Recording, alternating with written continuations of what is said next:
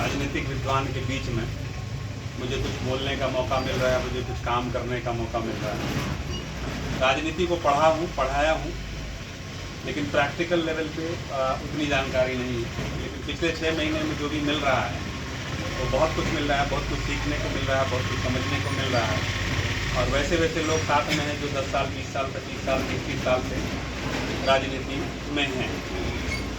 मेरा सिर्फ ये, जैसे इरफान बाबू बताए, लक्ष्मी जी बताए, आप लोग भी बताए, हर किसी की राजनीतिक महत्वाकांक्षा होती है। जनस्वराज का अपनी एक विचारधारा है। चूँकि सब लोग जनस्वराजी है तो मैं उसमें नहीं जाना चाहूँगा कि हम न जात में बिलीव करते हैं, न ही धर्म में बिलीव करते हैं। कोई पार्टी है कि अपनी जात के बेसिस पे है, कोई पार्टी अपने धर्म के बेसिस पे है। बिहार में कम से कम एक ऐसी पार्टी आई है जो इन सबसे ऊपरे होकर के हम सबको इकट्ठा होने का एक मौका दी। मेरा जो मेन कहना है वो है राजनीतिक महत्वाकांक्षा। इसमें कोई बुराई नहीं है कि हम सब चाहें कि एमएलए से खड़े हों, एमपी से खड़े हों, इसमें कोई बुराई नहीं। आपस में भी होना चाहिए, विद इन द पार्टी भी होना चाहिए, पार्टी के अंदर भी बहुत लोग होंगे। लेकिन राजनीतिक परिपक्वता जो होती है मेरी समझ से, आपने सुना होगा कि माधवराव सिंधिया किसी और पार्टी से थे, उनकी मदर किसी और पार्टी से थे, दोनों एक ही घर में रह के डिनर करते होंगे। तो अगर हम विचारधारा से जुड़े हैं, इस विचारधारा के अंदर मुझे लगता है कि सबसे खोखली चीज़ वो होती है कि हमको लगता है कि वो बन जाएगा तो हम भी बन जाएंगे। उसमें प्रशांत किशोर ने, देखिए, डेमोक्रेसी इसी को कहते हैं कि कहा कि सब लोग भर सकते हैं। 25 लोग भरिए एक विधानसभा से, 2500 भरिए, हम 2500 भाई हैं।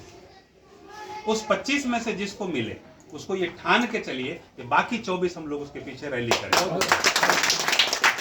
हम दुश्मन नहीं है किसी के, हम दोस्त हैं, हम भाई हैं, एक एटलीस्ट एक विचारधारा से जुड़े हुए हैं। और जब भी हम मिलें तो जैसे हम देख रहे हैं, थोड़ी सी महसूस हो रही, हो सकता है मेरी गलती हो, कि जितने भी लोग यहाँ पे विधानसभा का पर्चा भर रहे हैं वो आपस में मिलते हैं तो बहुत अच्छे से नहीं मिल रहे हैं। ये मुझे चुभ रही है चीज़। आप विचारधारा से जुड़े हुए हैं, विचारधारा से जुड़िए।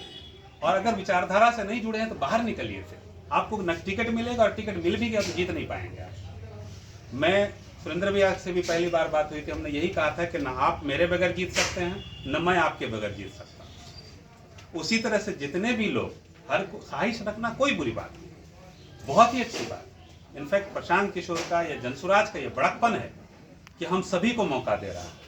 और हम सभी जब इकट्ठे हों, जुड़े एक दूसरे से, तो ये सोचें कि हम लोग जनसुराज ही हैं। हमारे अंदर कंपटीशन होगा, बहुत अच्छी बात, लेकिन हम बाहर जब जाएंगे तो हम एक हैं।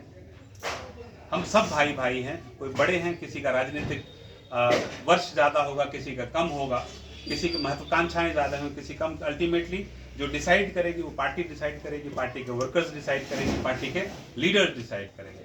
लेकिन ये ज़रूर सोचिए कि जब हम लोग बैठें तो इस चीज़ को परे रख के बैठें। हम लोग जब बाहर जाएँ तो इस चीज़ को परे रख के जाएँ, ताकि एक दूसरे पर शक नहीं हो। इसको हटाएं, इसको मिटाएं।